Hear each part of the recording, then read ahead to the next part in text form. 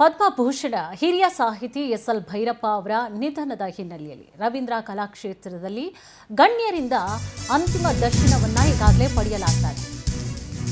94 ವರ್ಷದ ಎಸ್.ಎಲ್. ಭೈರಪ್ಪ ಅವರು ನಿಧನರಾಗಿದ್ದಾರೆ.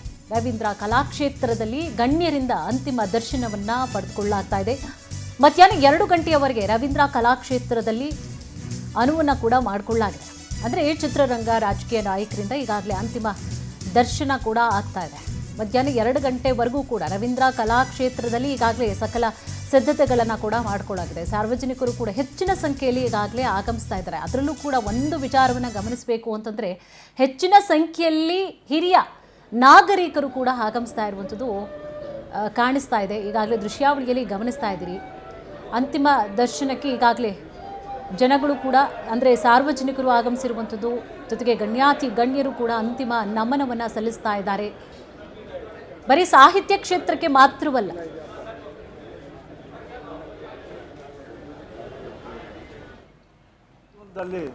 ಅಚ್ಚಳಿಯದಂತೆ ಉಳಿದಿದೆ. ನಮ್ಮನ್ನು ಅಗಲಿದ್ದಾರೆ. ಅವ್ರು ಕೊಟ್ಟೋಗಿರ್ತಕ್ಕಂಥ ವಿಚಾರಗಳನ್ನು, ಆಚಾರಗಳನ್ನು ನಾವು ಬೆಳೆಸುವಂಥದ್ದು ನಮ್ಮ ಕರ್ತವ್ಯ. ಅನೇಕ ಪ್ರಶಸ್ತಿಗಳನ್ನು ಅವರು ಹೊಂದಿದ್ದರು. ಆದರೂ ಕೂಡ ಭಾಳ ಸರಳವಾಗಿ ತಮ್ಮ ಜೀವನವನ್ನು ನಡೆಸಿದ್ರು.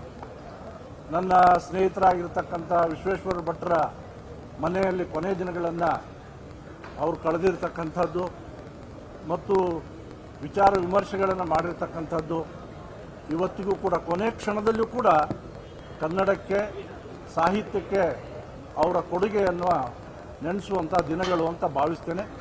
ಈ ನಷ್ಟವನ್ನು ಭರಿಸಲಿಕ್ಕೆ ಸಾಧ್ಯವಿಲ್ಲ. ಅದಕ್ಕೆ ನಾವೆಲ್ಲರೂ ಸೇರಿ ಸರ್ಕಾರಕ್ಕೆ ಒತ್ತಾಯವನ್ನು ಮಾಡ್ತೇವೆ. ಅವರ ರಾಷ್ಟ್ರೀಯ ಸ್ಮಾರಕವನ್ನು ಮೈಸೂರಿನಲ್ಲಿ ಅಥವಾ ಬೆಂಗಳೂರಿನಲ್ಲಿ ಸರ್ಕಾರ ನಿರ್ಮಾಣ ಮಾಡಬೇಕು. ಯಾಕಂದರೆ ಒಬ್ಬ ಅಪ್ರತಿಮ ಸಾಹಿತಿ. ನಾನಾಗಲೇ ಹೇಳಿದೆ, ಸುಮಾರು 40 ಭಾಷೆಗಳಲ್ಲಿ ಅವರ ಕಾದಂಬರಿ ಟ್ರಾನ್ಸ್ಲೇಟ್ ಆಗಿರ್ತಕ್ಕಂಥ ವಿಚಾರ ಮತ್ತು ಇವತ್ತಿಗೂ ಅಂತಾರಾಷ್ಟ್ರೀಯ ಪುಸ್ತಕ ಮೇಳದಲ್ಲಿ ಪುಸ್ತಕಗಳು ಯಾವುದಾದ್ರೂ ಭಾರತ ದೇಶದಿದೆ ಅಂತ ಹೇಳಿದರೆ ಸಾಹಿತ್ಯದ್ದು ಅದು ಭೈರಪ್ಪನವರು. ಅಂಥ ಒಬ್ಬ ಮಹಾನ್ ವ್ಯಕ್ತಿಯ ಸ್ಮಾರಕವನ್ನು ನಿರ್ಮಾಣ ಮಾಡಬೇಕು ಸರ್ಕಾರ ಅಂತ ಒತ್ತಾಯವನ್ನು ಮಾಡ್ತಾರೆ.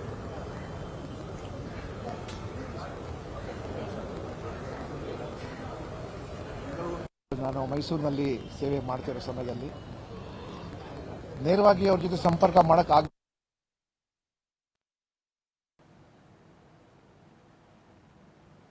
ವರ್ಷಗಳನ್ನು ಪೂರ್ತಿ ಮಾಡಿ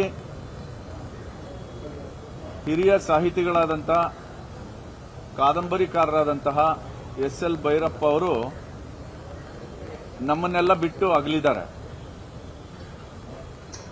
ಇದು ಸಾರಸ್ವತ ಲೋಕಕ್ಕೆ, ಸಾಹಿತ್ಯ ಲೋಕಕ್ಕೆ ತುಂಬಲಾರದ ನಷ್ಟ ಅಂತ ನಾವೆಲ್ಲರೂ ಸಹಜವಾಗಿ ಮಾತಾಡ್ತಾ ಇದ್ದೀವಿ. ಆದರೆ ನನಗನ್ಸೋದು ಅವರ ಇಡೀ ಸಾಹಿತ್ಯ, ಕಾದಂಬರಿ ಇರ್ಬೋದು, ಕಥೆಗಳಿರ್ಬೋದು, ಹೆಂಗೆ ತೋರಿಸಿದಂಥ ಮಹಾ ಸಾಹಿತ್ಯ ಗೊತ್ತಿಲ್ಲ. ಇಡೀ ದೇಶಕ್ಕೇ ಬಹಳ ದೊಡ್ಡ ನಷ್ಟ ಇದು. ಅವ್ರ ಕುಟುಂಬಕ್ಕೆ ಬರೆಸುವಂಥ ಶಕ್ತಿ ಕೊಡಲಿ ಅಂತ ದೇವರಲ್ಲಿ ಪ್ರಾರ್ಥನೆ ಮಾಡ್ತೀನಿ.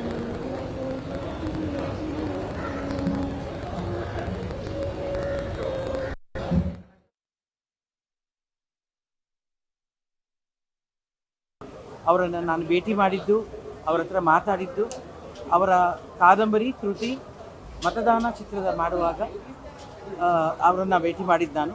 ಅಂದರೆ ಹೆಚ್ಚು ನನಗೇನು ಒಡನಾಟ ಇರಲಿಲ್ಲ ಅಥವಾ ಅವರ ಹತ್ರ ಬೆರೆತು ಮಾತನಾಡುವಂಥದ್ದು ಅವಕಾಶಗಳು ನನಗೇನು ಇರಲಿಲ್ಲ. ಮತದಾನದ ಶೋ ಅಲ್ಲಿ ಭೇಟಿ ಮಾಡಿ ಅವ್ರ ಹತ್ರ ಮಾತಾಡಿರೋದು.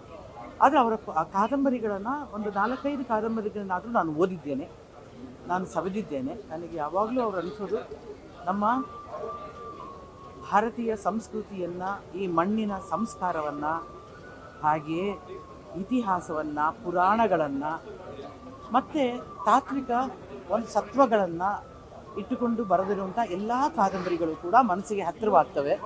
ನಮ್ಮನ್ನು ನಾವೇ ಮತ್ತೆ ಮತ್ತೆ ನಾವು ಅದನ್ನು ವಿಶ್ಲೇಷಣೆ ಮಾಡುವಂಥದ್ದಾಗ್ತದೆ. ಒಂದೊಂದು ಸತಿ ನನಗೆ ಇಷ್ಟವಾದ ಅವರ ಕಾದಂಬರಿಗಳಲ್ಲಿ ಒಂದು ಪರ್ವ ನಾನು ಪ್ರತಿ ಸಾರಿ ಅದನ್ನು ನಾನು ಒಂದು 5-6 ಬಾರಿ ಪೂರ್ತಿ ಓದಿದ್ದೆ. ಒಂದು ಭಾಷಣ ಅಥವಾ ಕನ್ನಡದ ಸಾಹಿತ್ಯದ ಬಗ್ಗೆ ಒಂದು ಚರ್ಚೆ ಅಥವಾ ಒಂದು ಸ್ಪರ್ಧೆ ಅಥವಾ ಒಂದು ಉಚ್ಚ ಮಟ್ಟದ ಲೆಕ್ಚರ್ ಆದರೂ ಆಗುವಂಥದ್ದು ಒಂದು ಕಾರ್ಯಕ್ರಮ ಸರ್ಕಾರದಿಂದ ಆಗದೇ ಇದ್ರೂ ಸಹ ಕರ್ನಾಟಕ ಸಾಹಿತ್ಯ ಲೋಕ ಅದು ನಡೆಸ್ಕೊಟ್ರೆ ಇದು ಭಾಳ ಉತ್ತಮವಾದ ಭಾಳ ದೊಡ್ಡ ವ್ಯಕ್ತಿತ್ವವನ್ನು ನಾವು ಕಳ್ಕೊಂಡಿದ್ದೀವಿ. ಅವರ ಬರೆದಿರೋ ಪುಸ್ತಕಗಳು ಬರೆದಿರೋ ವಿಷಯಗಳ ಬಗ್ಗೆ 400ಕ್ಕಿಂತ 500 ಹೆಚ್ಚು ಪರ್ಸನಾಲಿಟಿಗಳು ಬಗ್ಗೆ ಅವರು ಸೃಷ್ಟಿ ಮಾಡಿದ್ದಾರೆ ಅವರ 30 ನಾವೆಲ್ ಕಾದಂಬರಿಗಳ ಮುಖಾಂತರ. ಇದು ನಿಜವಾಗ್ಲೂ ನಾವು ಕನ್ನಡ ಸಾಹಿತ್ಯ ಕರ್ನಾಟಕನೇ ಬಡವಾಗಿದೆ ಅವರು ನಾವು ಕಳ್ಕೊಂಡಿರೋದ್ರಿಂದ. ದೀರ್ಘವಾದಂತಹ ಅದ್ಭುತವಾದಂತಹ ಅಕ್ಷರ ಸ್ಪರ್ಶ, ಇಂತಹ ಒಬ್ಬ ತಪಸ್ವಿಯನ್ನು ಅವರ ತಪಸ್ಸಿನ ಫಲವನ್ನು ಉಳಿಸುವಂತಹ ಅದ್ಭುತವಾದ ಕೆಲಸವನ್ನು ನಾವಿವತ್ತು ಪಡ್ಕೊಂಡಿದ್ದೇವೆ. ಅಕ್ಷರ ಲೋಕ ಸದಾಕಾಲ ಕನ್ನಡದ ಈ ಸಾರಸ್ವತ ಸಂತನನ್ನು ನೆನೆಸ್ತಾನೇ ಇರ್ತಾರೆ. ಮರೆಯೋದಕ್ಕೆ ಸಾಧ್ಯವೇ ಇಲ್ಲ. ಮರೆಯೋದಾದರೂ ಹ್ಯಾಂಗೆ ಮರೆಯೋದಾದರೂ ಮರುಹುಟ್ಟು ಪಡೆಯೋದು ಒಬ್ಬ ವ್ಯಕ್ತಿಗೆ ಅಥವಾ ಒಂದು ಆತ್ಮಕ್ಕೆ ಸಾಧ್ಯವೇ ಇಲ್ಲ. ಆದರೆ ಅವರ ಪ್ರತಿಯೊಂದು ಕಾದಂಬರಿಯಲ್ಲಿ ನಾವು ಮತ್ತೆ ಅವರನ್ನು ಮರುಹುಟ್ಟು ಪಡಿತಾನೇ ಇರ್ತೇವೆ. ಮತ್ತೆ ಅವರ ದರ್ಶನಗಳ ಜೊತೆಯಲ್ಲಿ ನಾವು ಬೆಳಿತಾನೇ ಇರ್ತೇವೆ. ಕನ್ನಡದ ಪ್ರತಿಯೊಂದು ವ್ಯಕ್ತಿಯು ಕನ್ನಡಿಗನಾಗಬೇಕಾದ್ರೆ ಇವರ ಇಡೀ ಸಾರಸ್ವತ ಲೋಕದ ಆ ಇಡೀ ಕೊಡುಗೆಯನ್ನು ದೇಶಾದ್ಯಂತ ಅವರ ಅಭಿಮಾನಿಗಳು ಅವರನ್ನು ಕಳ್ಕೊಂಡು ದುಃಖದಲ್ಲಿದ್ದಾರೆ. ಅಭಿಮಾನಿಗಳು ಮತ್ತು ಅವರ ಕುಟುಂಬದ ವರ್ಗಕ್ಕೆ ಇನ್ನು ದುಃಖವನ್ನು ಭರಿಸುವಂಥ ಶಕ್ತಿ ಆ ಭಗವಂತ ನೀಡಲಿ ಅಂತ ನಾನು ಪ್ರಾರ್ಥನೆ ಮಾಡ್ತೀನಿ. ಈಗಾಗಲೇ ಎಲ್ಲ ಅರೇಂಜ್ಮೆಂಟು ನಮ್ಮ ಇಲಾಖೆಯ ಅಧಿಕಾರಿಗಳು ನಿನ್ನೆಯಿಂದ ಭಾಳ ಚೆನ್ನಾಗಿ ಮಾಡಿದ್ದಾರೆ. ಇವತ್ತು ಮಧ್ಯಾಹ್ನ ಮೈಸೂರಿಗೆ ಹೋಗುವಂಥ ಕೆಲಸ ಆಗುತ್ತೆ. ಮೈಸೂರಿನಲ್ಲಿನೂ ಅಲ್ಲಿ ಕಲಾಮಂದಿರದಲ್ಲಿ ನಮ್ಮ ಜಿಲ್ಲಾಡಳಿತದ ಜೊತೆಗೆ ಸೇರಿ ನಮ್ಮೆಲ್ಲ ಅಧಿಕಾರಿಗಳು ವ್ಯವಸ್ಥಿತವಾಗಿ ವ್ಯವಸ್ಥೆಯನ್ನು ಮಾಡಿದ್ದಾರೆ.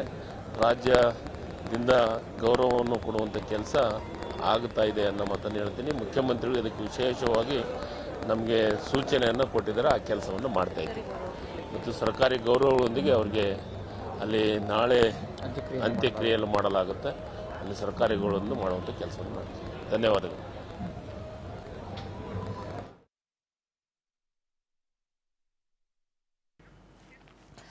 ರವೀಂದ್ರ ಕಲಾಕ್ಷೇತ್ರದಲ್ಲಿ ನೋಡಿ ಮಧ್ಯಾಹ್ನ 2 ಗಂಟೆಯವರೆಗೂ ಕೂಡ ದರ್ಶನಕ್ಕೆ ಅವಕಾಶವನ್ನು ಮಾಡಿಕೊಡಲಾಗಿದೆ. ಆನಂತರವಾಗಿ ಮೈಸೂರಿಗೆ ಶಿಫ್ಟ್ ಮಾಡಲಾಗುವಂಥದ್ದು. ಸೊ ಅಲ್ಲಿಯೂ ಕೂಡ ಅಂತಿಮ ದರ್ಶನಕ್ಕೆ ಈಗಾಗಲೇ ಸಕಲ ಸಿದ್ಧತೆಗಳನ್ನು ಕೂಡ ಮೈಸೂರಿನಲ್ಲಿಯೂ ಕೂಡ ಮಾಡಲಾಗಿರುವಂಥದ್ದು. ಸಾಹಿತ್ಯ ಕ್ಷೇತ್ರ ಮಾತ್ರವಲ್ಲದೆ ನೋಡಿ ಚಿತ್ರರಂಗದಲ್ಲೂ ಅವರ ಕಥೆ ಕಾದಂಬರಿಗಳನ್ನು ಕೂಡ ಬಳಸಿಕೊಳ್ಳುವಂತಹ ಮೂಲಕವಾಗಿ ಹಲವಾರು ಚಿತ್ರಗಳು ಕೂಡ ಬಿಡುಗಡೆ ಹೊಂದಿದೆ.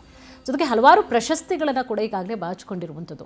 ಜೊತೆಗೆ 40 ಭಾಷೆಗಳಲ್ಲಿ ಅವರ ಸಾಹಿತ್ಯ ಏನಿದೆ, ಕಾದಂಬರಿಗಳಿಗೇನಿದೆ, ಭಾಷಾಂತರ ಕೂಡ ಆಗಿದೆ. ಅವರು ಹೋಗಿದ್ದಾರೆ ಅಂತ ನನಗೆ ಅನ್ನಿಸ್ತಿಲ್ಲ. ಯಾಕಂದರೆ ಅವರ ಕೃತಿಗಳ ಮೂಲಕ ನಮ್ಮ ಜೊತೆಗೆ ಜೀವಂತವಾಗಿದ್ದಾರೆ. ನಾವೆಲ್ಲ ಮಾಡಬಹುದಾದ ಕೆಲಸ ಅವರನ್ನು ಮತ್ತಷ್ಟು ಓದುವುದು, ಮಗದಷ್ಟು ಓದುವುದು, ಮತ್ತಷ್ಟು ಅವರನ್ನು ಜೀವಂತವಾಗಿ ನಮ್ಮ ಜೊತೆಗೆ ಉಳಿಸ್ಕೊಳ್ಳೋದು ಅಂತ ಅಂದ್ಕೊಂಡಿದ್ದೀವಿ.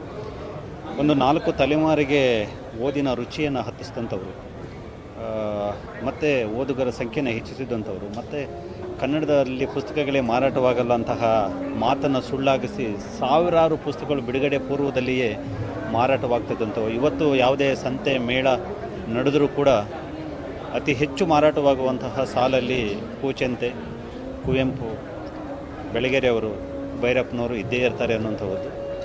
ಅವರ ಕೃತಿಗಳ ಮೂಲಕ ನಮ್ಮ ಜೊತೆಗೆ ಜೀವಂತವಾಗಿದ್ದಾರೆ. ಅವರು ತುಂಬ ಜೀವನ ನಡೆಸಿದ್ದಾರೆ. ಅದರಲ್ಲೂ ಮುಖ್ಯವಾಗಿ ಕೊನೆಗಾಲದಲ್ಲಿ ಅವರು ಮಾಡಿದಂತಹ ಅವರ ಊರಿನ ಕೆರೆ ಜೀರ್ಣೋದ್ಧಾರ ಒಂದು ಯುವ ಸಮೂಹಕ್ಕೆ ಭಾಳ ದೊಡ್ಡ ಒಂದು ಉದಾಹರಣೆ, ಎಕ್ಸಾಂಪಲ್ ಸೆಟ್ ಮಾಡಿದ್ದಾರೆ. ನಾವೆಲ್ಲ ಹಳ್ಳಿಗಳ ಕಡೆಗೆ ಹೋಗಬೇಕು, ನಮ್ಮ ಬೇರುಗಳನ್ನು ಉಳಿಸ್ಕೋಬೇಕು. ಮತ್ತು ಅವ್ರು ಹೇಳ್ತಾರೆ, ಮನುಷ್ಯನ ಅತ್ಯಂತ ಕೆಟ್ಟ ಸ್ಥಿತಿ ಏನು ಅಂತಂದರೆ, ನಮ್ಗೆ ಯಾವಾಗೋ ನಮ್ಮ ಊರಿಗೆ ಹೋಗ್ಬೇಕು ಅನ್ನಿಸ್ದಾಗ ನಮ್ಗೆ ಅಲ್ಲಿ ಏನೂ ಇಲ್ಲ ಅನ್ನೋಂಥದ್ದು ಭಾಳ ಕೆಟ್ಟ ಸ್ಥಿತಿ ಅನ್ನೋ ಮಾತನ್ನು ಅವ್ರು ಹೇಳಿದರು.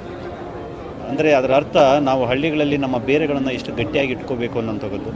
ನಾನು ಅದನ್ನು ಶಿರಸಾವಹಿಸಿ ಪಾಲಿಸ್ತಾ ಇದ್ದೇನೆ. ಅದೊಂದು ಮಾತು ಯುವಕರಿಗೆ ಸ್ಫೂರ್ತಿ ಆಗಬೇಕು ಅಂತ ಹೇಳಿ ಆಶಿಸ್ತೇನೆ. ಅವರ ಆತ್ಮಕ್ಕೆ ಶಾಂತಿ ಕೊಡ್ತೇನೆ, ಮತ್ತು ಅವರನ್ನು ಮತ್ತಷ್ಟು ಜೀವಂತಗೊಳಿಸ್ಕೊಳ್ಳೋ ಪ್ರಯತ್ನ ಮಾಡ್ತೀನಿ.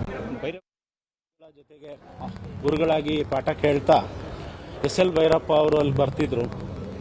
ನಮಗೆಲ್ಲ ಯಾವ ರೀತಿಯ ಸಾಹಿತ್ಯವನ್ನು ರಚನೆ ಮಾಡಬೇಕು, ಸಾಹಿತ್ಯದ ಆಳ ಅಗಲಗಳನ್ನು ಹೇಗೆ ಅರ್ಥ ಮಾಡ್ಕೋಬೇಕು, ಮತ್ತು ಓದು ಎಷ್ಟು ಮುಖ್ಯ ವಿದ್ಯಾರ್ಥಿಗಳಿಗೆ ಅನ್ನೋವಂಥದ್ದನ್ನೆಲ್ಲ ಹೇಳ್ಕೊಡ್ತಾಯಿದ್ರು. ಓದು ಅಂದ ತಕ್ಷಣ ಎಂತೆಂಥ ಸಾಹಿತ್ಯವನ್ನು ಓದಬೇಕು, ಸಾಹಿತ್ಯದ ಮಟ್ಟ ಏನು, ಗುಣಮಟ್ಟ ಏನು, ಪ್ರಬುದ್ಧತೆ ಅಂದ್ರೇನು, ಎಲ್ಲವೂ ಸಾಹಿತ್ಯವೇ.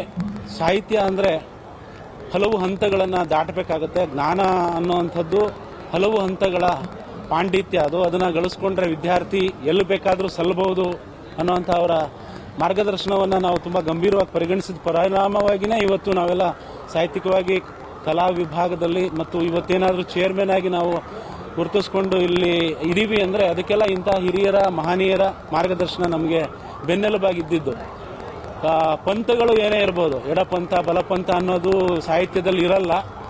ಆದರೆ ವೈಯಕ್ತಿಕ ಕಾರಣಕ್ಕಾಗಿ ಇವೆಲ್ಲ ಹುಟ್ಕೊಳ್ತವೆ, ರಾಜಕೀಯ ಕಾರಣಕ್ಕಾಗಿ ಹುಟ್ಕೊಳ್ತವೆ. ವ್ಯಕ್ತಿಯಾಗಿ SL ಭೈರಪ್ಪ ಅವರು, ಕಂಬಾರರಾಗಲಿ, ನಮ್ಮ ಯಾವ ದಿಗ್ಗಜ ಸಾಹಿತಿಗಳಿದ್ದಾರೆ ಅವರೆಲ್ಲ ಪಂಥವನ್ನು ಮೀರಿದಂಥವ್ರು ಅಂತ ನನ್ನ ವ್ಯಕ್ತಿಗತ ಅಭಿಪ್ರಾಯ. ಸಾಕಷ್ಟು ರಾಜಕೀಯ ವಲಯ ಯಾವುದೋ ಒಂದು ಪ್ರಶಸ್ತಿಗಾಗಿ, ಯಾವುದೋ ಪದ್ಮಶ್ರೀ, ಭಾರತ ರತ್ನ ಇಂತಹ ಪ್ರಶಸ್ತಿಗಳ ಹಿನ್ನೆಲೆಯಲ್ಲಿ ಸಾಕಷ್ಟು ವಿಭಾಗಗಳನ್ನು ಮಾಡಿ ಕಲಾವಿದರನ್ನು, ಸಾಹಿತಿಗಳನ್ನು ವಿಭಾಗ ಮಾಡುವಂಥದ್ದು ಸರ್ವೇ ಸಾಮಾನ್ಯವಾಗಿ ನಮ್ಮ ರಾಜ್ಯದಲ್ಲಿ ನಡೀತಿರುತ್ತೆ.